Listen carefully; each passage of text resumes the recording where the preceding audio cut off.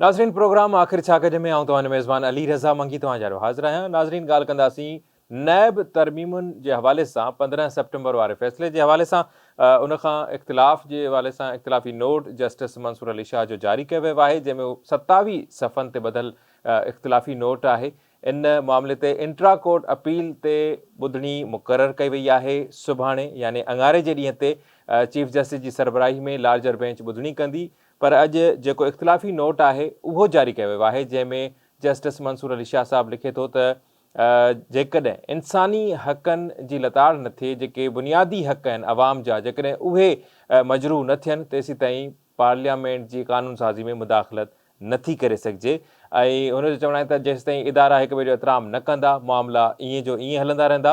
ऐं उनजो चवणु आहे त सब्र ऐं तहमुल जो मुज़ाहिरो करणु घुरिजे। हर इदारे खे पंहिंजे हदुनि जे अंदरि रही करे कमु करणो आहे ऐं जमहूरियत जे लाइ कमु करणो आहे। असां इन मामले ते तबसरो वठण जे लाइ राब्तो कयो आहे।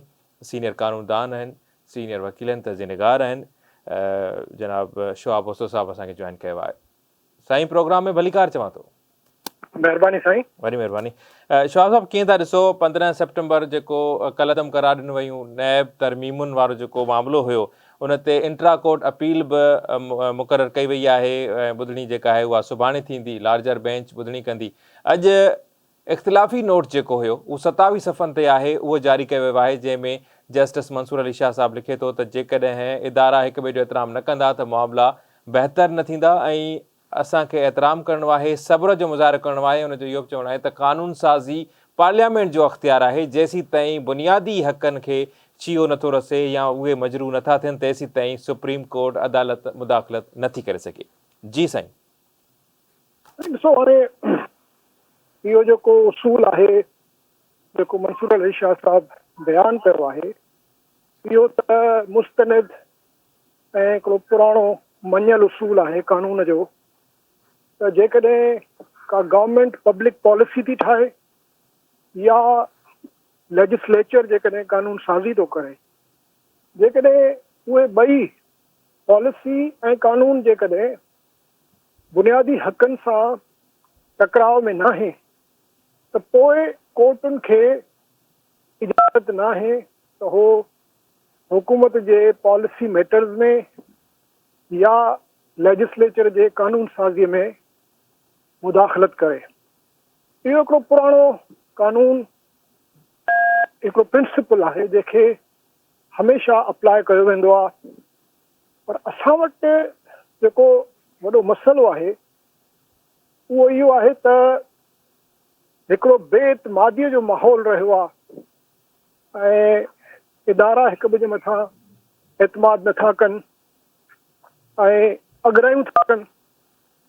ऐं ख़ासि तौर ते अदालतुनि खे असां ॾिठो आहे त जॾहिं मौक़ो मिले थो त जेको उन्हनि जो बुनियादी कमु आहे कानून जी तशरीह करणु ऐं इंसाफ़ खे मुमकिन बणाइणु, उन खां अॻिते हली थियूं वञनि ऐं उन खां पोइ वञी पॉलिसी ऐं कानून साज़ीअ जा जेके मामला आहिनि जी उन में दाख़िल थी थियूं वञनि, उतां गड़बड़ शुरू थी थिए।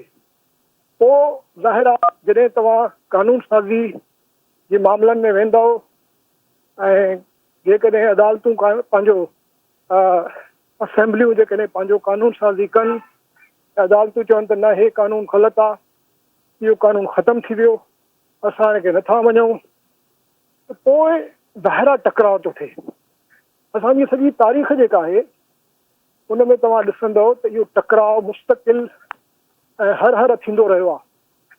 पर हाणे मां सम्झां थो त मूंखे उमेदु आहे जेका नई हिन वक़्तु जेका लीडरशिप आहे ऐं जंहिंमें नवां जज आया आहिनि ऐं काफ़ी इन में तादाद उन्हनि जजिस बि आहे जेके जिन हमेशह कोशिशि कई आहे त आइन जे दायरे में रही पंहिंजा जेके फ़र्ज़ आहिनि उहे निभाइजनि। सही।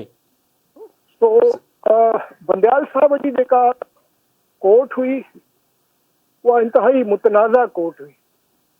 बंदयाल साहब जा फ़ैसिला तारीख़ में चङे नज़र में न ॾिठा वेंदा, सभई न, पर जेके सियासी नोयत जा फ़ैसिला आहिनि बंदयाल साहब जंहिं तरीक़े सां फ़ैसिला कया उहे बि क़ाबिल एतिराज़ सम्झा वेंदा हुआ, छाकाणि त हिकिड़ी मख़सूस जजनि जी टोली हूंदी हुई, उहा ई जेको आहे सो इहे वॾा वॾा फ़ैसिला जेके जिन जा जिन जो डायरेक्टली सिधो सओ जेको आहे सो असरु या उनजो जेको नतीजो आहे उहो असांजे सियासी निज़ाम सही ते सही। अच्छा अशफाक साहब, कौननि माफ़ करियो तव्हांजी ॻाल्हि कटियां थो, पर जेकॾहिं इन एॾे वॾे मनसब में कंहिं बि रियासत में, न रुगो पाकिस्तान पर कंहिं बि रियासत में इन मनसब ते वेठल जेकॾहिं शख़्सियत जे तरफ़ां जानिबदारी जो मुज़ाहिरो कयो वञे ऐं ग़ैर जानिबदारी वारे रवैये खे हथी न ॾियारी वञे, क़ानून ऐं इंसाफ़ खे पासीरो रखी सियासी जेके मुफ़ाद आहिनि या सियासी पसंदि नापसंदि खे तरजीह ॾिनी वञे त पोइ उन जा नतीजा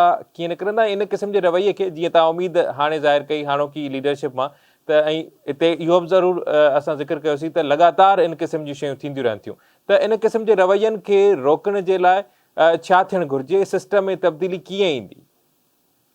ॾिसो, हिकु त जॾहिं तव्हां अॻिराई था कयो ऐं पंहिंजे दायरे खां ॿाहिरि निकिरी ऐं ॿियनि जे अख़्तियारनि में हथु था विझो त पोइ उनजो नतीजो बि ख़राबु थो निकिरे।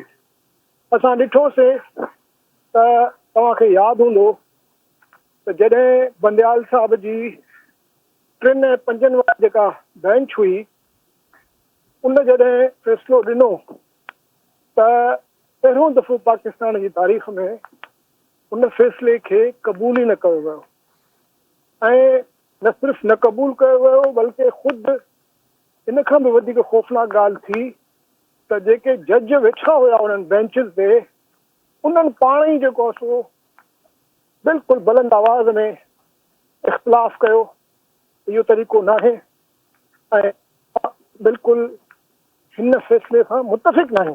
सही। हाणे इहो तारीख़ में मुंहिंजे ख़्याल में शायदि ई कॾहिं असां ॾिठो हुजे त सुप्रीम कोर्ट जेका मुल्क जी वॾे में वॾी अदालत आहे, जंहिंजो फ़ैसिलो हर्फ़ आख़िर हूंदो आहे, उनखे न मञियो वियो, जंहिंजे नतीजे में अञा ताईं तव्हां ॾिसो त पंजाब में KP में जेके हुकूमतूं वेठियूं आहिनि जिन खे 90 ॾींहंनि लाइ आंदो वियो हुयो, अॼु उन्हनि खे 100 ॾींहंनि खां मथे थी विया आहिनि। बिल्कुलु। ऐं बल्कि अञा शायदि 150 ॾींहं थी विया हूंदा, पर उहे आराम सां वेठा आहिनि, उन्हनि खे का परवाह कोन्हे। त पोइ जॾहिं तव्हां अहिड़े क़िस्म जूं हरकतूं कंदव त पोइ उनजा नतीजा जेके आहिनि उहे बि तव्हांजे साम्हूं अची था वञनि त तव्हांजी जेका हित आहे, तव्हांजो अख़्तियार आहे, उहो पोइ ख़तमु थो थी वञे। सही। अच्छा अशफाक साहब, आख़िरी सवाल जी, तव्हां पंहिंजी ॻाल्हि कंप्लीट कयो सर। हाणे हीअ जेका मौजूदा लीडरशिप आहे इहा उन्हनि में उहे जज शामिल आहिनि जिन ॾिठो पंहिंजी अखियुनि सां त जॾहिं तव्हां ॿियनि इदारनि जे ॿियनि स्टेट ऑर्गन्स जे दायरे में वेंदो, मुदाख़लत कंदो, उन्हनि जो जेको अख़्तियार आहे उनखे न मञींदो त पोइ हो बि तव्हांजो अख़्तियार न मञींदा ऐं पोइ वॾे ॿोड़ो जेको नुक़सानु थींदो, आइन जी हुकुमरानी ख़तमु थी वेंदी। बिल्कुलु।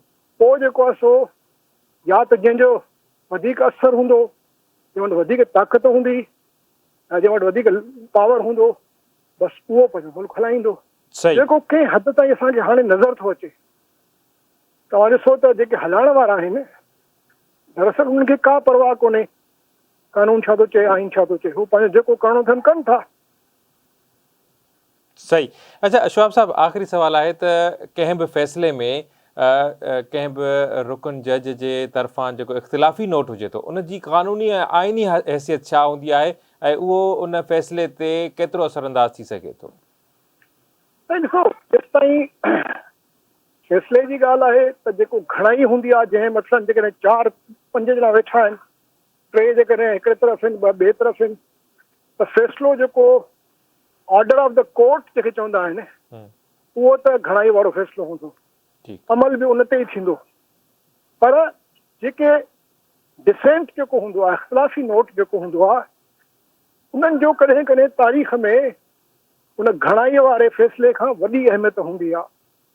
ऐं असांजी तारीख़ में बि तव्हां ॾिसो त जस्टिस कॉलिनियस मौलवी तमीरुद्दीन ख़ान केस में मशहूरु केस जेको हुयो, जितां जितां इहा नज़रिया ज़रूरत जी जेका शुरूआत थी हुई सही उन में इख़्तिलाफ़ी नोट लिखियो हुयो ऐं अॼु माण्हू उन इख़्तिलाफ़ी नोट खे यादि कंदा आहिनि, उन जजमेंट खे यादि न कंदा आहिनि, बल्कि उन जजमेंट खे निंदींदा आहिनि, हुनजी त तनक़ीद कंदा आहिनि, उनखे त जेको आहे सो पंहिंजे हिन सॼे असांजे आइनी बुराण जो ज़िम्मेदार ठहिराईंदा आहिनि। सो हाणे जेको हे इख़्तिलाफ़ी नोट लिखियो आहे मंसूर अली शाह साहब, हाणे इहो किथे न किथे अॻिते हली साबित कंदो त इहो जेको हिकिड़े या ॿिनि माण्हुनि जो जेको फ़ैसिलो आहे, इख़्तिलाफ़ी फ़ैसिलो आहे, दरअसल इहो दुरुस्त फ़ैसिलो आहे ऐं जेको टिनि ॼणनि कयो आहे या ॿिनि ॼणनि कयो आहे उहो फ़ैसिलो जेको आहे सो ग़लति फ़ैसिलो आहे। सही सो इख़्तिलाफ़ी फ़ैसिला जेके आहिनि उन्हनि में कॾहिं कॾहिं ॿिज पोखियल हूंदा आहिनि मुस्तक़बिल जे वॾनि फ़ैसिलनि जा। सो इन जे करे इख़्तिलाफ़ी नोट जेको आहे सो ॾाढो कॾहिं कॾहिं अहम सम्झो वेंदो आहे। ठीक है, वॾी महिरबानी शोआब साहब, तव्हां पंहिंजो टाइम ॾिनो। नाज़रीन, प्रोग्राम जारी आहे, वठूं था ब्रेक।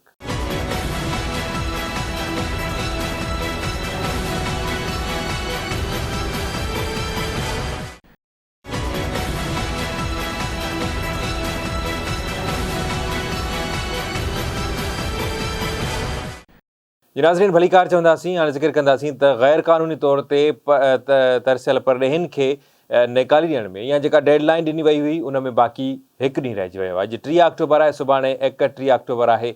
वफ़ाक़ी हुकूमत चवे थी, निगरान वफ़ाक़ी हुकूमत चवे थी त डेडलाइन में का बि वाद न थींदी, का बि सौदेबाज़ी न कई वेंदी ऐं कार्रवायूं शुरू कई वेंदियूं। उन्हनि जो चवणु आहे त जियो फेंसिंग करे छॾी आहे, मुकमल तयारी करे वरिती आहे। हिन सॼे महीने में कहिड़ियूं कार्रवायूं थी सघियूं, कहिड़ो आउटपुट मिलियो ऐं जेको सरफराज़ बुगटी साहब स्टेटमेंट ॾिए पियो त छा उन में केसी ताईं अमल थींदे नज़र अचे पियो, सॼी सूरत हाल ते ॻाल्हि ॿोल कंदासीं। 31 अक्टूबर खां पोइ कार्रवायूं कयूं वेंदियूं ऐं जेके सहूलियतकार हूंदा उन्हनि खे बि बख़्श न कयो वेंदो। असां राब्तो कयो आहे, सीनियर सहाफ़ी आहिनि तज़ीनगारनि मोहसिन बबर साहब असांखे जॉइन कयो आहे। बबर साहब, प्रोग्राम में भलीकार चवां थो। साईं महिरबानी, वॾी महिरबानी। मोहसिन साहब, पूरो महीनो हिकिड़ी कैंपेन हलाई वई, टीवी चैनल्स ते, स्टेट मीडिया, प्रिंट मीडिया, हर जॻह ते कैंपेन हलाई वई त बाक़ी हेतिरा ॾींहं रहिजी विया, बाक़ी हेतिरा ॾींहं रहिजी विया। अॼु पाण ॻाल्हि कयूं पिया त बाक़ी हिकु ॾींहुं रहिजी वियो आहे ऐं सुभाणे को आख़िरी ॾींहुं आहे। कीअं था ॾिसो पाण फ़ैसिले ते ऐं सरफराज़ बुगटी साहब जे स्टेटमेंट ते बि ॻाल्हाईंदासीं। हिन सॼे महीने में तव्हांजे ऑब्ज़र्वेशन में कहिड़ियूं शयूं आयूं, छा इन ते अमल थींदे तव्हांखे नज़र आयो के कार्रवायूं जेके रिपोर्ट थियनि पियूं या जेके रिपोर्ट न पियूं थियनि उहे तव्हांखे कीअं पियूं ॾिसण में अचनि, तव्हांजी इन्वेस्टिगेशन छा पई चवे? जी बिल्कुलु, कार्रवायूं त सुभाणे खां शुरू थींदियूं, छाकाणि डेडलाइन अॼु हुई, अॼु खां पहिरीं त कार्रवाई थियणी न हुई ऐं सुभाणे खां कार्रवाई जो अमल शुरू कयो वेंदो ऐं जेका स्ट्रेटेजी हुकूमत ठाही आहे, मां सम्झां थो इहा ज़्यादती थींदी जेकॾहिं असां निगरान हुकूमत जेका फेडरल गवर्नमेंट जी बि आहे, ॿियनि सूबनि में बि आहे, उन जहिड़े तरीक़े सां हिन ते बिल्कुलु अटल थी बीह रहिया आहिनि त इहो फ़ैसिलो खणणो आहे, हिन ते अमल दरामद कराइणो आहे। मां सम्झां थो ॿिनी हुकूमतनि खे, सभिनी सूबाई हुकूमतनि खे, फेडरल गवर्नमेंट खे शाबाश ॾियणु घुरिजे। शाबाश इन सेंस में त हीउ सिंधी माण्हुनि जो हिकिड़ो पुराणो मुतालबो हो, हिकिड़ो जेन्युइन क़िस्म जो मुतालबो हो उन्हनि जे राइट्स जो, माण्हुनि जे राइट्स जो, ऐं उन्हनि हिन ते अमल कराइणु शुरू कयो। जेतोणीकि हिन जे पोयां असांजे मुतालबे खे, सिंध जे मुतालबे खे एतिरी अहमियत न पई ॾिनी गुज़िरियल केतिरनि ई सालनि में, पर हिन भेरे जहिड़े तरीक़े सां हिन ते अमल दरामद कयो पियो वञे उनजा काफ़ी रीज़न आहिनि। सुभाणे खां इहा कार्रवाई शुरू थियणु वञे पई। इन कार्रवाई जो तरीक़ेकार जेको हींअर ताईं असांखे इतलात मिलियूं आहिनि उन हिसाब सां हिकिड़ा होल्डिंग सेंटर्स ठाहिया वञनि पिया सॼे पाकिस्तान में, जंहिंमें केपी गवर्नमेंट 4 खां 5 होल्डिंग सेंटर ठाहिया आहिनि, सॼे मुल्क में एतिरा सेंटर ठहनि पिया। उन में सभिनी खां पहिरीं हर होल्डिंग सेंटर जी जेका कैपेसिटी आहे उहा 5000 माण्हुनि जी आहे ऐं पोइ उहे माण्हू ईंदा वेंदा समेत उन्हनि खे उते रखंदा ऐं उन्हनि खे 2 टे ॾींहं रखी हुनजो मानी जो रिहाइश जो बंदोबस्तु, उन्हनि खां पोइ उन्हनि खे गाॾियुनि में पैसेंजर करे उन्हनि खे ॿाहिरि छॾे ईंदा जिते जिते हूंदा, चमन ऐं पिशावर जेके 2 बॉर्डर आहिनि उतां उन्हनि खे छॾे ईंदा। इहा हिननि जी स्ट्रेटेजी जेका साम्हूं आई आहे ऐं हींअर ताईं जेके अंदरि साम्हूं आहे उन हिसाब सां सरकार चवे थी त 3 लख इलीगल इमिग्रेंट्स आहिनि, इंक्लूडिंग अफ़गानीज़, जंहिंमें 99% तक़रीबन चवनि था 99% इलीगल इमिग्रेंट जेके आहिनि उहे अफ़गानी आहिनि। तंहिंजे करे उन्हनि जे लाइ इहे सभु सिस्टम ठाहियो वञे थो। पहिरीं ॻाल्हि इहा त इहो थोरो सम्झण जी ज़रूरत आहे त पाकिस्तान में जेके इलीगल हिकिड़ा इमिग्रेंट आहिनि जिन वटि को बि कागज़ न आहे, को सफ़री कागज़ मौजूदु न आहे, न पासपोर्ट आहे, न अफ़गान कार्ड आहे, न का बि अहिड़ी क़िस्म जी शइ। उहे त बिल्कुलु प्योरली उहे अफ़गानिस्तान जूं हालतूं कहिड़ियूं बि हुजनि न हुजनि, पाकिस्तान जा समूरनि कानून तहत इहे माण्हू इलीगल आहिनि। जेको माण्हू हिते बिना इजाज़त जे बिना पासपोर्ट जे शनाख्त त कंहिं बि शनाख्ती सुञाणप खां अलावा हिते रहे थो त गैर क़ानूनी आहे। सही सही। अच्छा मोहसिन साहब पहिरियां ऐं इन जे लाइ जी सॼे पाकिस्तान में मैपिंग थी चुकी आहे डिप्टी कमिश्नर जे थ्रू। उन्हनि खे लेटर लिखियो वियो, किथे किथे कहिड़े कहिड़े पाड़नि में केतिरा केतिरा रहनि था, छाकाणि घणे भाङे गॾियल तौर ते रहंदा आहिनि, गॾियल तौर ते ॻोठ ठाहे या पाड़ा ठाहे पंहिंजा रहंदा आहिनि। सॼे पाकिस्तान में उन्हनि जी मैपिंग थी चुकी आहे। उन्हनि में मैपिंग में पोइ इहो कयो वियो आहे त हिकिड़ा गैर क़ानूनी आहिनि, हिकिड़ा उहे आहिनि जिन खे हिकिड़ा कार्ड मिलिया आहिनि पाकिस्तान जी तरफ़ां, रजिस्ट्रेशन कार्ड मिलिया आहिनि त भाउ तव्हां फ़िलहाल हिते रहो, जिते मसइलो टे उहे आहिनि जेके काफ़ी अरसे खां हिते रहनि पिया, जिन खे शनाख्ती कार्ड बि जारी थिया आहिनि, जिन खे जेके जाली शनाख्ती कार्ड बि जारी थिया आहिनि। त इहे टे कैटेगरीज़ आहिनि जिन में हिते माण्हू रहनि था। सभिनि खां पहिरीं इलीगल जेके माण्हू रहनि था हिते, उन्हनि खे मोकिलियो वेंदो ऐं उन्हनि खे सभिनी खां पहिरीं मोकिले, ऐं उहे ज़ाहिर बुधायो वञे पियो त पाकिस्तान में 17 लख जे क़रीब माण्हू आहिनि जेके इलीगल इमिग्रेंट्स आहिनि, ऐं उन्हनि खे आहिस्ते आहिस्ते करे मोकिलियो वेंदो ऐं सॼे इन प्रोसेस खे 2-3 महीना लॻंदा। ॿी जेका हिकिड़ी सुठी ॻाल्हि निगरान हुकूमत कई आहे उहा इहा आहे त उन्हनि चयो आहे त मोकिलींदासीं सभिनी माण्हुनि खे। ईअं न आहे त को रजिस्टर थियल आहे, को नाहे थियल, ऐं को गैर क़ानूनी शनाख्ती कार्ड ठाराए वेठो, मोकिलबो सभिनी खे, पर मरने वार मोकिलबो, छाकाणि त 3 लख माण्हुनि खे हिकदमि नथो मोकिले सघिजे। हिन करे हिन खे होल्डिंग में रखियो वेंदो 4-5 ॾींहं खां पोइ, हर 2 ॾींहंनि खां पोइ काफ़िला रवाना थींदा गाॾियुनि में, बसुनि में, ट्रकुनि में, हिननि खे विझी ऐं हुन खां पोइ रवाना कयो वेंदो। हिकिड़ी ॿी सुठी ॻाल्हि थी आहे त ख़ासि हिदायतूं जारी कयूं आहिनि त ॿारनि, औरतुनि ऐं ॿुढड़नि जो ख़ासि तौर ते ख़्यालु कयो वञे, उन्हनि खे रिस्पेक्ट ॾिनी वञे। ऐं इहो बिल्कुलु ठीकु ॻाल्हि आहे। इहो केतिरो असां वटि हिनखे कावड़ जे इज़हार सां हिननि माण्हुनि खे वापसि करणु नामुनासिब अमल हूंदो, ऐं असांजा दोस्त जेके असांजा ख़ुदि असां जेके मुतालबो करे रहियासीं सिविल सोसाइटी तरफ़ां, मीडिया तरफ़ां, सही उन्हनि खे बिल्कुलु कढियो वञे, तड़ियो वञे। इहे लफ़्ज़ बि मां चवां थो न इस्तेमालु करणु घुरिजनि, ऐं उन्हनि खे हिकिड़े इज़त भरे तरीक़े सां हिकिड़ा मुश्किल ॾुखे वक़्त में माण्हू आया हुआ, पाकिस्तान जे माण्हुनि जेतिरो हुनजी ख़िदमत कई, एतिरा साल कई, हाणे टाइम अची वियो आहे त उहे पंहिंजे मुल्क में वञे। इहो स्टेटमेंट हुननि जे मुल्क में इकोनॉमिक सूरत बहितर थी वई आहे। जी जी जी मोहसिन साहब, पहिरियां त ईअं आम तौर ते मुख़्तलिफ़ मकतब फ़िक्र जा माण्हू ॻाल्हियूं कंदा हुआ त किथे बि ईअं न थींदो आहे, कंहिं बि रियासत में न थींदो आहे त को बि दस्तावेज़ कोन्हे, उहो माण्हू उते अचे रहे, उते तालीम पिराए, कारोबार करे, आम ज़िंदगी गुज़ारे, इहो किथे बि न थींदो आहे। पर हाणे इहा शइ ज़रूरु नोट थी आहे त वज़ीर आज़म साहिबु, निगरान वज़ीर आज़म साहिबु आहे या निगरान घरू वज़ीर आहे, उहो पाण इहा शइ मञनि पिया ऐं इहो स्टेटमेंट ॾियनि पिया त ईअं दुनिया में किथे बि न थींदो आहे जीअं पाकिस्तान में थियो आहे, ऐं हाणे बिना दस्तावेज़नि जे कंहिंखे बि मुल्क में अचणु न ॾिनो वेंदो। अव्हां कीअं था ॾिसो इन अॻु भराइब खे, कीअं था ॾिसो, छाकाणि त पहिरियां इन शइ ते ध्यानु न ॾिनो वियो ऐं हाणे ॾिनो वियो आहे त देर आयत दुरुस्त आयत वारी ॻाल्हि खे वठी करे इन मोटिव खे कीअं था ॾिसो, इन जेको उन्हनि जो हींअर स्टेटमेंट आहे, बयानियो आहे, त उनखे अव्हां कीअं था ॾिसो? ही जो गैर कानूनी वारो पॉलिसी मैटर हो रियासत पाकिस्तान जो गुज़िरियल हुकूमत ऐं हुन सां गॾु जेका एस्टेब्लिशमेंट हुई, हुन जंहिं तरीक़े सां हिते सज़ा याफ़्ता 100 मर्डर्स में माण्हू जेके मुलविस हुआ, 200 मर्डर में माण्हू जेके मुलविस हुआ, उन्हनि खे जेलनि मां आज़ादु करे वापसि मोकिलियो वियो। त इहा रियासत जी हिकिड़ी पॉलिसी हुई। हाणे ज़ाहिर नई हुकूमत आई आहे, निगरान हुकूमत आई आहे, हुन ॾिठा त इहे इन्हनि माण्हुनि जे करे न रुॻो त दहशतगर्द जा मसइला वधिया आहिनि, वधनि पिया, पाकिस्तान जी मुआशी सूरत हाल में हुननि ब्रेकअप्स कयूं आहिनि, अमन अमान जा मसइला थियनि पिया, धाड़ा फूरूं, कराची में स्ट्रीट क्राइम, ख़ासि तौर ते स्मगलिंग जेका डॉलर जी थी ऐं ॿियनि शयुनि जी थी, ऐं जेके अंगसर साम्हूं आहिनि उहे त हैरान कंदड़ हो। ऐं इहो सॼो जो क्राइसिस पाकिस्तान में जेको मईशत जो थियो आहे, उनमें 50% ज़िम्मेवार अफ़गानिस्तान जा इहे माण्हू जेके हिते रहियल हुआ। तंहिंजे करे जेके माण्हू जिते आहिनि, जेके गैर क़ानूनी तव्हांखे पनाह वरिती आहे, त तव्हां पनाह में घटि में घटि पंहिंजे रोज़गार सां, पंहिंजे अमन अमान सां त रहो मुल्क में। तव्हां हुन सॼे मुल्क जो सेटअप तव्हां बिगाड़े छॾियो, तव्हां हुनजी इकोनॉमी शटल करे छॾी, तव्हां हुननि जे स्मगलिंग शुरू करे छॾी, धाड़ा फूरूं, ऐं इहे इस्लामाबाद कराची में त कॉमन थी वियूं हुयूं। जेको तव्हां ॾिसो 70-80% जेके माण्हू पकड़जनि पिया उहे अफ़गानी निकिरनि पिया। सही। इन करे कहिड़ो मुल्क, मुंहिंजो ॿुधायो, कहिड़े मुल्क जी रियासत इहो बर्दाश्त कंदी त को ॿाहिरि जो माण्हू अचे त रहियो बि पियो हुजे, हुनखे रियासत इजाज़त बि ॾे रहण जी, और तूं कारोबार बि कर, तूं हिते रह बि सही, तूं नौकिरी बि कर, पंहिंजे ॿारनि खे वठी आ, वरी तूं इहो जेतोणीकि इहे जेके माण्हू हुआ क्रिमिनल जेके ऐं जेके गैर कानूनी क्रिमिनल एक्टिविटियूं कनि था, हिननि जो तमामु थोरो आहे। पर मसइलो आहे हिननि खे सॼो अफ़गानी सेटअप सपोर्ट पे कयो, हर हंधि इन्हनि खे इहा सपोर्ट अफ़गानी सेटअप जे थ्रू मिले पई। इहे माण्हू वञी हिननि इलाइक़नि में लिकी वेंदा हुआ जिते हिन जा पाड़ा, हिननि जा ॻोठ, हिननि जे जेके हिननि जहिड़े जहिड़े वस्तियूं हिननि जो हुते रहनि था, त उन्हनि खे जॾहिं सपोर्ट गैर कानूनी मिले पई त ज़ाहिर पोइ रियासत खे क़दम आख़िरकार कॾहिं त खणणो हो। इहो देरि थी वई पर इहो बहितर हिकिड़ो क़दम आहे। इन सां 3 महीननि में तव्हां ॾिसंदो काफ़ी बहितर सूरत हाल थींदी, इलेक्शननि ताईं काफ़ी सफ़ाई थींदी। जेतोणीकि मां नथो सम्झां त 30 लख माण्हू वापसि हलाया वेंदा, हिन में जेकॾहिं मिसाल तौर इहो 10 लख माण्हू बि हलिया विया त काफ़ी घटिताई ईंदी। थोरो क्राइम ते स्मगलिंग ते हिननि मुंहिंजो ॾिनो आहे ऐं जेके बि काफ़ी गैर कानूनी एक्टिविटी आहिनि हुननि ते हिननि कयो आहे। पिशावर में सॼी हिकिड़ी मार्केट हिननि जी अफ़गाननि जी हुई जेका स्मगलिंग में मुलविस हुई करंसी जी, उहा हुननि बंदि कराई आहे। कराची में मोबाइल फोन जे विकिरे जो नेटवर्क सॼो आहे, मनुष्यात हथियार इहे सभु सॼो सिस्टम में अचे पियो। ॿियो हिकिड़ो प्रॉब्लम हुयो, हिकिड़ी सुठी ॻाल्हि इहा बि थी आहे त हिन हुकूमत ते वॾो प्रेशर हुयो पंहिंजो हिकिड़े कॉम्प्रेस धुरनि तरफ़ां, कुझु सो कॉल्ड आमनिहाद ह्यूमन राइट्स जा जेके माण्हू आहे उन्हनि खे सिंधियुनि जी ह्यूमन राइट्स नज़र कान थी अचे ऐं उन्हनि खे नज़र अचे थो त उनजा अफ़गाननि जा अगरि हक़ आहिनि बाबा हक़ तॾहिं आहिनि जॾहिं तव्हां फॉर्मली हिते अचो, तव्हांखे जॾहिं हुकूमत घुराए तव्हांखे रहण लाइ चाहे ॾे। हींअर मिस्र में छा थो थिए, मिस्र जेको आहे उहो ग़िज़ा में हज़ारे लखे माण्हुनि खे बॉर्डर बंदि करे छॾिया, न अचण ॾींदासीं असां। हुनजी पंहिंजी पॉलिसी आहे, पंहिंजो हिकिड़ो सियासत आहे, मामिलो इंसानी मामिलो आहे। पोइ उहो अचण ॾियनि, उहे मुस्लमान आहिनि, मिस्र वारा मुस्लमान आहिनि, नथा अचण ॾियनि। ईअं दुनिया में ॿिया कई मुल्क आहिनि जेके मुस्लमान बि ज़रूरु आहिनि पर नथा अचण ॾियनि माण्हुनि खे।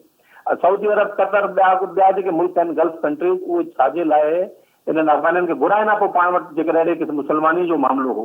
तंहिंजे करे हर कंहिं रियासत खे पंहिंजा मुफ़ाद ॾिसणा पवंदा आहिनि ऐं उन हिसाब सां पंहिंजा फ़ैसिला करणा पवंदा आहिनि। सही। अच्छा, दबाव जे हवाले सां मोहसिन साहब तव्हां ॻाल्हि कई त हिन वक़्तु अवां छा था सम्झो हिन फ़ैसिले ते, जीअं तव्हां ॻाल्हि कई त हिकिड़ो प्रोसेस आहे, मरहलेवार ई प्रोसेस हलाए वेंदो, उन में ई थींदो। मुज़ाहिमत अव्हां खे लॻे थो इन क़िस्म जी सिचुएशन में मुज़ाहिमत खे मुंहुं ॾियणो पवे, छाकाणि त पहिरियां ई इहा वाज़ि थी चुकी आहे त जेके क्रिमिनल एक्टिविटीज़ आहिनि इन जो मक़सदु इहो आहे त उन्हनि माण्हुनि वटि हथियार बि मौजूदु आहिनि।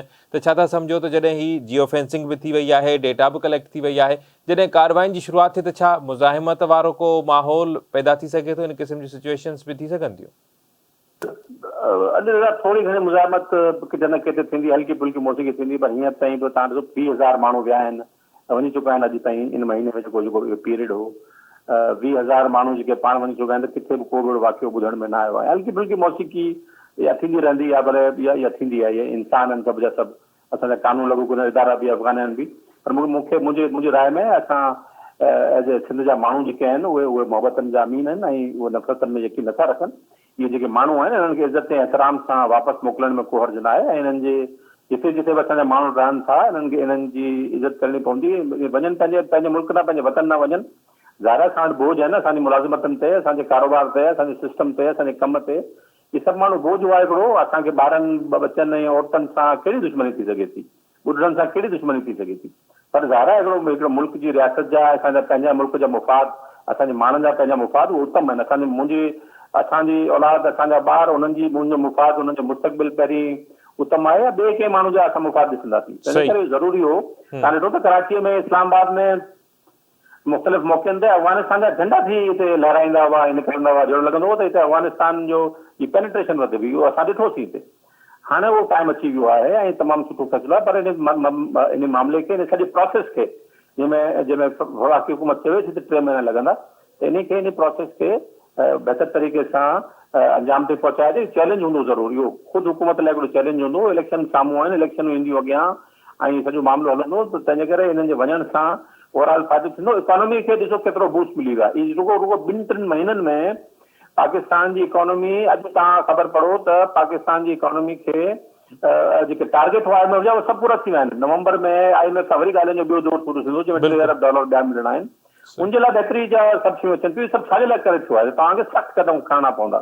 इहे सभु शयूं बहितर करणी पवंदी। बाक़ी हाणे पख्तूनख्वा जूं जेके कॉम्प्रेस पार्टियूं आहिनि, ह्यूमन राइट्स ग्रुप आहिनि, पंहिंजी सियासत कनि था। उहे भले सियासत पंहिंजी कनि, पर उनजो मक़सदु इहो न आहे त भला जो पाकिस्तानी शनाख्ती कार्ड होल्डर आहे KP जो ऐं बलूचिस्तान जो, उहो त कराची में वेठा आहिनि, हुनखे त कॾहिं कंहिं कोन रोकियो आहे। उहे तव्हांजे हिन मुल्क जा आहिनि, ठीकु आहे। पाकिस्तान में आइन में इजाज़त आहे, कहिड़े बि मुल्क में किथे बि वञी, कहिड़े बि सूबे में वञी, किथे बि वञी पंहिंजी नौकिरी, पंहिंजी मुलाज़मत जो कारोबार करे सघनि था, जाइदाद ख़रीद करे सघनि था ऐं उन्हनि जा वोट बि दाख़िल थियनि था, शराबी कार्ड बि ठहनि था। उन्हनि जे लाइ त कॾहिं एॾी कैंपेन कोन हली आहे। अफ़गाननि लाइ हिकिड़ी सिंधी माण्हुनि कैंपेन हलाई ऐं हुनजो फ़ाइदो जेको बि आहे, कीअं बि थियो आहे, पर हिन निगरान हुकूमत हुनखे अॻिते वधाए पई। तमामु मां सम्झण मस्बत आहे ऐं मुकमल सपोर्ट बि करणु घुरिजे। जिते मुमकिन थिए असांखे इंतिज़ामिया जी, पुलिस जी, कानून लागू कंदड़ इदारनि जी सहायता बि करणु घुरिजे त जीअं माण्हू इज़त एहतराम सां मुल्क लाइ मोटी। बिल्कुलु सही था चओ। वॾी महिरबानी मोहसिन साहब। नाज़रीन, प्रोग्राम जारी, वठंदा ब्रेक।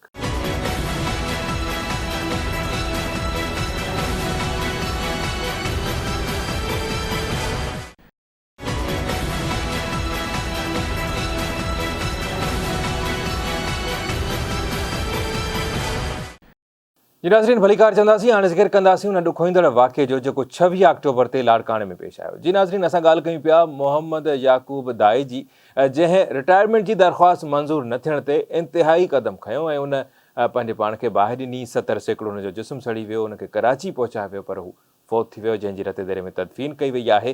तमामु घणो ॾुखोईंदड़ वाक़ियो आहे, हिकु सवाल निशान आहे एहतसाब जे अमल ते, सवाल निशान आहे जेका एडमिनिस्ट्रेशन आहे इदारनि जे अंदरि उन ते, ऐं त हिकिड़ो अहिड़ो एहलकार जेको पंहिंजे पाण खे फिट नथो सम्झे, ख़ासि तौर ते फोर्स आहे उनजे लाइ फिट नथो सम्झे, हू दरख़्वास्त ॾिए थो त मूंखे रिटायर कयो वञे, पर उनखे रिटायर नथो कयो वञे। कमेटी जुड़ी उन जांच कई आहे, 2 माण्हुनि खे ज़िम्मेवार बि करार ॾिनो वियो आहे, पर छा सवाल इहो पैदा थिए थो, छा इहो काफ़ी आहे? जी नाज़रीन असां राब्तो कयो आहे SSP लाड़काणो सैयद अब्दुर्रहीम शिराजी साहब असां सां हिन वक़्तु गॾु आहिनि। अस्सलाम वालेकुम शाह साहब। जी अस्सलाम वालेकुम जी। वालेकुम सलाम। शाह साहब, कैसे देखते हैं, एक तो दुखदायक है, अल्फाज नहीं मिलते कि एक इंसान जो एक महकमे में अपनी ज़िम्मेदारियां निभाएं और फिर आखिर में अगर वो बीमार पड़ जाए या उसको ये महसूस हो कि वो अब फिट नहीं है, ख़ास तौर पर फोर्स की जॉब तो एक फ़िटनेस जो है वो तो लाजमन होनी चाहिए, तो वो बंदा जो है ख़ुद को फिट महसूस नहीं कर रहा था और पिछले 6 माह से दरख्वास्तें भी दे रहा था कि उनकी ये मंजूर की जाए, लेकिन मंजूर नहीं की गई और जुमेरात के दिन ये वाक़या, अफसोसनाक वाक़या पेश आया और फिर वो इंतकाल भी कर गया और ये सूरत हाल है। तो ऐसे वाक़यात रिपोर्ट होते हैं, पहले भी इरिगेशन में एक आध और महकमे में ये वाक़यात हो चुके हैं, लेकिन ये एक इंतहाई कदम उठाना पड़े, ऐसी नौबत क्यों आई? जी आपने बहुत शुक्रिया कि जी आपने मुझे लाइन पे दिया। ये तो जितनी भी इसको इसके लिए ताज़ियत की जाए, अफसोस का इजहार किया जाए, वो उतना कम है। लामहला हमारे वो एक कुलीग थे और उन्होंने बहुत अरसा जो है वो अपनी पुलिस के अंदर अपनी मतलब 1991 से करीब सोचे अब 30 साल से ज़्यादा जो बंदा एक महकमे के अंदर अपनी दे, तो वो तो बिल्कुल उसका सेकंड घर होता है और हम लोग तो तमाम अपने जूनियर कोलीग्स को अपना फैमिली मेंबर समझते हैं। और ये बड़ी बदकिस्मती है कि उनको ये इंतहाई कदम उठाना पड़ा कि उन्होंने अपनी खुदसोजी की, कि उनको लग रहा था कि शायद उनकी दादरसी नहीं हो रही और जो है वो हमें भी जो है वो बहुत दुख है और इसमें एहसास है कि ये नहीं होना चाहिए था और इसमें बिल्कुल खुद एहतसाबी आपको पता है पुलिस के अंदर बहुत कड़ी होती है। तो जैसे ही ये मुझे पता चला कि ये इन्होंने 26 तारीख को ये अपनी खुदसोजी की है, तो मैं गया उनका हाल हवाल पूछने, लेकिन उस टाइम तक वहाँ पर वो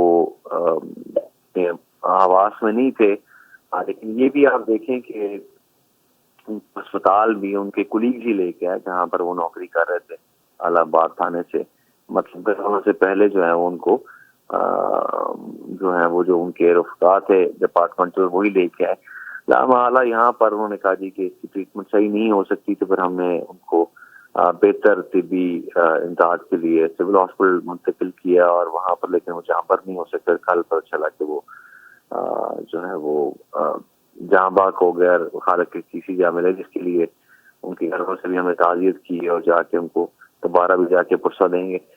लेकिन जहाँ तक आपकी बात आई है, बिल्कुल बात सही है। इसके अंदर इसमें खुद एहतसाबी आपको बताया कि पुलिस के अंदर बहुत स्ट्रिक्ट अकाउंटेबिलिटी है। उसी दिन हमने एक कमेटी को तश्कील दिया जिसने इस सारे मामले को देखा कि उन्होंने 5वें महीने की मतलब मई के अंदर किसी 20 या 21 तारीख को अपनी दी थी और शायद वो इसको परसू कर रहे थे या नहीं करते, लेकिन लामहला जब भी क्लरिकल स्टाफ आपको पता है अभी इलेक्शंस के बाद 10वें महीने में चेंज हुआ, तो उसके बाद जो है जो नया क्लरिकल स्टाफ आया तो उन्होंने इसको देखा है, तो पेंडेंसी को ये अकाउंट ऑफिस में भेजा जाता था कि उसकी लीज कैलकुलेशन हो ताकि वो देखा जाए कि उसकी पेंशनेबल एज है भी कि नहीं, और वो 21 या 22 तारीख को आया है कहीं पर वापस और उसके बाद उसका आगे वाला प्रोसेस करना था, लेकिन उन्होंने बस दिल बर्दाश्ता हो गए थे, उन्होंने 26 तारीख को कर दिया।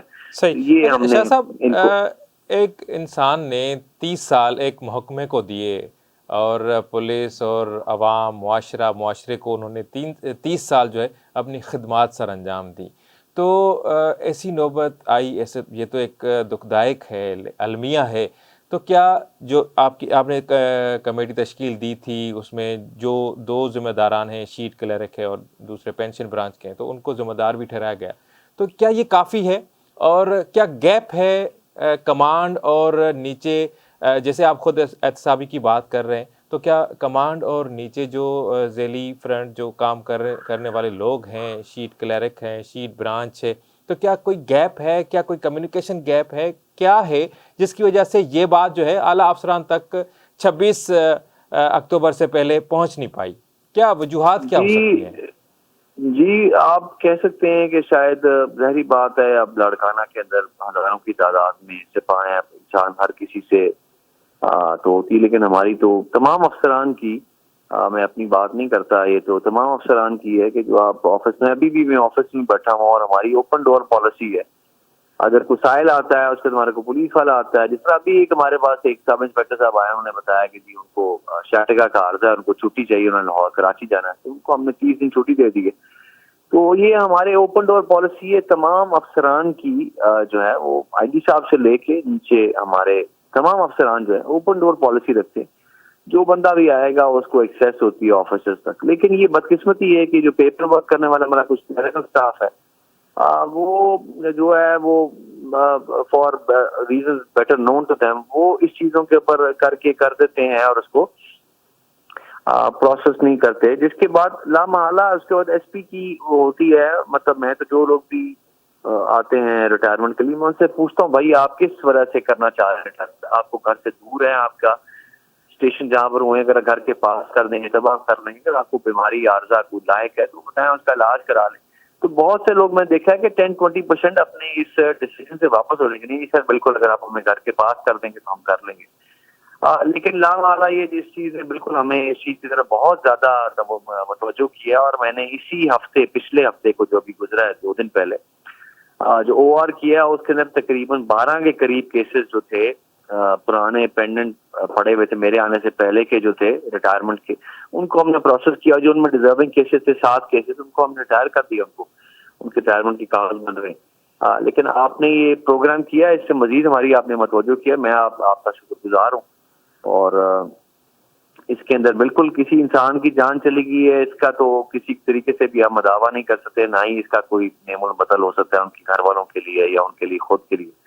لیکن یہ کہ کم از کم جن لوگوں نے ان کو اس نہج پہ، ان کی اگر یہ وجہ تھی کہ وہ ڈاکومنٹس نہیں ہو رہے تھے، تو ان کو اگر کیا ہوا تھا تو ان کو ہم انشاءاللہ کیفر کردار تک پہنچائیں گے، جو بھی محکمانہ سزا ان کو میکسیمم مل سکتی ہے، ہم نے وہی ان کو ریکمنڈ کرائی ہے، تو انشاءاللہ ان کو یہ سزا ضرور ملے گی انشاءاللہ۔ صحیح، آخری سوال ہے شاہ صاحب کہ بالکل زندگی جو ہے وہ ہر انسان کو پیاری ہوتی ہے، ہر جاندار کو پیاری ہوتی ہے، کوئی بھی جاندار ہم پوری کائنات میں دیکھ لیں کہ زندگی پر کمپرومائز نہیں ہوتا، زندگی کو اہمیت دی جاتی ہے۔ اگر کوئی انسان خود سوزی پر مجبور ہوتا ہے تو اس کے پیچھے ایک بڑا پس منظر ہوگا۔ یہ کہانی جو ہے 26 اکتوبر کی صرف ایک دن کی یا وہ 6 ماہ کی نہیں ہوگی، لیکن بہت سارے سائیکو ڈس آرڈرس بھی ہوں گے جو پینشن نہ ملنے یا ریٹائرمنٹ نہ ملنے کی وجہ سے ہو سکتا ہے کہ بہت سارے مسائل بھی ہوں، لیکن ان تک داد رسی اور ان تک جو دست رسی ہے وہ نہ ہو سکی اور وہ معاشرے تک نہ پہنچ سکے۔ لیکن آپ ذمہ دار ایک کرسی پر بیٹھے ہیں، آپ کے کندھوں پر ایک ذمہ داری دی ہے، آپ کو مینڈیٹ یہ ہے کہ آپ اس کے جڑ تک جائیں۔ تو کیا یہ جو 2 شیٹ کلرک اور پینشن برانچ کے کلرک ہیں، ان کو سزا ملنے سے کیا ایسے واقعات جو ہیں وہ تھم جائیں گے، رک جائیں گے، یا مستقبل میں نہ ہونے کے امکانات کم ہو سکتے ہیں؟ ایسی سزا کوئی ملے گی؟ جی اس میں آپ کی بات کسی حد تک میں اسی سے متفق ہوں بھی اور نہیں بھی ہوں، کہ ظاہری بات ہے آپ جب کسی کو سزا دیتے ہیں تو بہت سارے اور لوگ جو ہوتے ہیں ان میں یہ ٹینڈنسی جو ہوتی ہے وہ ڈٹر ہو جاتی ہے، وہ دوبارہ یہ کام نہیں کرتے۔ اب اگر ایک شیٹ کلرک کے اوپر پرچہ ہوگا یا وہ جیل جائے گا یا وہ ڈسمس ہوگا، تو اگلا شیٹ کلرک جو ہے یا اگلا پینشن کلرک اس قسم کی ضرورت نہیں کرے گا، ایک۔ اور دوسرا یہ ہے کہ اس کی وجہ سے ہم اپنے جو پروسیسز ہیں ان میں سے یہ جو ایسا کلریکل مافیا ہے جو کہ پیسوں کی چمک کی وجہ سے ان چیزوں پہ بیٹھ جاتا ہے، ہم اس چیز کو مزید اسٹریم لائن کریں گے، کوئی ایسا نظام ہم بنانے کی کوشش کر رہے ہیں کہ جو بھی اس طرح کی جو آئیں ہمارے پاس، ہم اپنا فورٹنائٹلی ریویو کریں گے کہ بھئی کتنے بندوں نے پینشن کی درخواستیں دیں یا کوئی اور اس طرح کی معاملات کیے جن کو ابھی ہم لوگوں نے پروسیس کرنا ہمارے پاس باقی ہے۔ کیونکہ آپ کو پتہ ہے اس میں اکاؤنٹ آفس بھی جاتا ہے، وہاں والے بھی بہت ٹائم لے لیتے ہیں اس میں ان کی لیو کیلکولیشن کر کے ان کی 25 سالہ سروس بنتی ہے قریب بنتی۔ دوسرا آپ کو پتہ ہے کہ آج کل سرکار بھی جو ہے وہ پینشن رولز کو بہت زیادہ کر رہی ہے ری ایویلیوٹ کری کہ یہ پینشن جو ہے یہ آپ کے بجٹ کے اوپر ایک بہت بڑا اسٹرین ہے. تو بہت سے لوگوں کے ذہن میں جن لوگوں کو زیادہ معلومات نہیں ان میں دماغ میں بھی ابہام ہے کہ شاید اگر ہم لیٹ ہو جائیں گے تو ہمیں پینشن نہیں ملے گی اس طرح کچھ. تو وہ بے یقینی کی کیفیت بھی ہے. اور آپ نے بات کی مینٹل ڈس آرڈرز کی, ابھی تو یہ بہت پری میچور ہے کسی کے لیے کہنا کہ ایک جو ہمارے جاباک ہوئے ہیں ہمارے کولیگ, ان کو ظاہری بات ہے آج کل کے دور میں ہر بندے کو بہت سارے پریشرز ہوتے ہیں, بہت سارے نفسیاتی ایشوز ہوتے ہیں, لیکن اب وہ ہم میں نہیں ہے. تو اب ہم انشاءاللہ کوشش کریں گے کہ ان کی جو قربانی ہے اس سے آنے والے لوگوں کے لیے انشاءاللہ ہم کوشش کریں گے کہ آسانی جتنی میکسیمم پیدا کر سکتے ہیں ہم کریں. بہت شکریہ شاہ صاحب, آپ نے ٹائم دیا. ناظرین پروگرام پانی پجانی تھے پہنچے تو لیندا اجازت, اللہ نگہبان.